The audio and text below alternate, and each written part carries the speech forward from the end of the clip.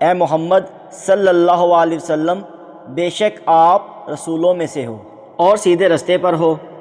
یہ قرآن عزت والے مہربان کا اتارا ہوا ہے تاکہ تم اس قوم کو ڈر سناؤ جس کے باپ دادا کو نہیں ڈرایا گیا اور وہ غفلت میں پڑے ہوئے ہیں۔ بے شک ان میں اکثر پر بات ثابت ہو چکی ہے تو وہ ایمان نہیں لائیں گے۔ ہم نے ان کی گردنوں میں طوق ڈال رکھے ہیں اور وہ ٹھوڑیوں تک پھنسے ہوئے ہیں اور وہ اوپر کو منہ اٹھائے ہوئے ہیں، اور ہم نے ان کے آگے بھی دیوار بنا دی اور ان کے پیچھے بھی دیوار بنا دی، پھر ان کو اوپر سے ڈھانپ دیا تو انہیں کچھ دکھائی نہیں دیتا۔ تم انہیں ڈراؤ یا نہ ڈراؤ وہ ایمان نہیں لائیں گے۔ تم تو صرف اسے ڈر سنا سکتے ہو جو نصیحت کی پیروی کرے اور رحمان سے بغیر دیکھے ڈرے، تو اسے بخشش اور عزت کے ثواب کی بشارت سنا دو۔